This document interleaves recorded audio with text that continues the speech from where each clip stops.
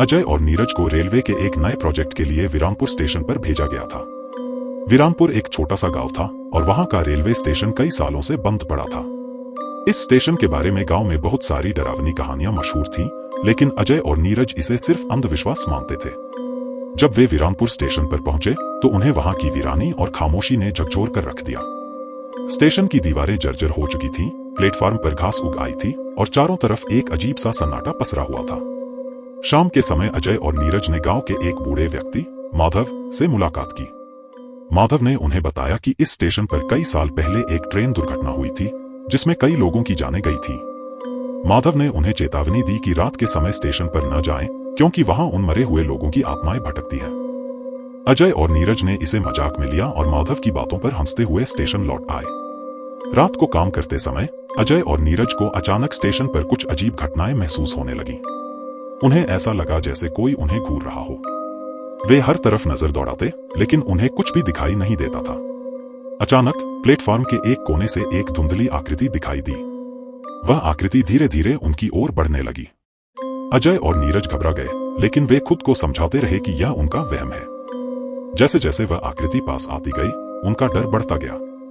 आकृति के करीब आने पर उन्होंने देखा कि वह एक पुराने समय के रेलवे कर्मचारी की आत्मा थी, जिसकी आंखें लाल थीं और चेहरा विकृत था। आत्मा ने अचानक हमला कर दिया और नीरज को पकड़ लिया। नीरज चिल्लाया, लेकिन उसकी आवाज स्टेशन की खामोशी में दब गई। अजय ने नीरज को छुड़ाने की कोशिश की, लेकिन आत्मा ने उसे दूर फेंक दिया। अजय ने देखा कि नीरज की हालत बिगड़ती जा रही थी। उसकी आंखें सफेद हो गई थीं और वह बुरी तरह से कांप रहा था। आत्मा ने नीरज के ऊपर झुककर कुछ बुदबुदाया और फिर उसे जमीन पर फेंक दिया। अजय ने नीरज को उठाने की कोशिश की, लेकिन वह बेहोश हो चुका था। आत्मा अब अजय की ओर बढ़ने लगी। अजय के पास भागने का कोई रास्ता नहीं था। वह डर से जड़ हो गया था। जैसे ही आत्मा अजय के करीब पहुंची, अचानक माधव वहां प्रकट हुआ। उसके हाथ में एक तावीज था, जिसे वह हवा में लहराने लगा। तावीज की रोशनी आत्मा पर पड़ते ही वह चिल्लाकर गायब हो गई। माधव ने अजय को उठाया और नीरज को होश में लाने की कोशिश की। नीरज धीरे धीरे होश में आया, लेकिन वह बहुत कमजोर हो गया था। माधव ने उन्हें बताया कि यह स्टेशन अभिशप्त है और यहाँ रात को किसी का भी आना खतरनाक है। माधव ने अजय और नीरज को वीरानपुर स्टेशन की पुरानी कहानी सुनाई।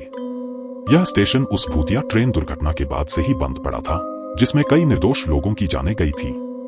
उन आत्माओं को कभी शांति नहीं मिली और वे अब भी स्टेशन पर भटकती हैं।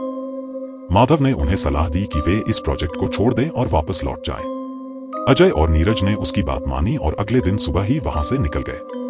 अजय और नीरज ने वीरानपुर स्टेशन की भयावह रात को कभी नहीं भुला पाए।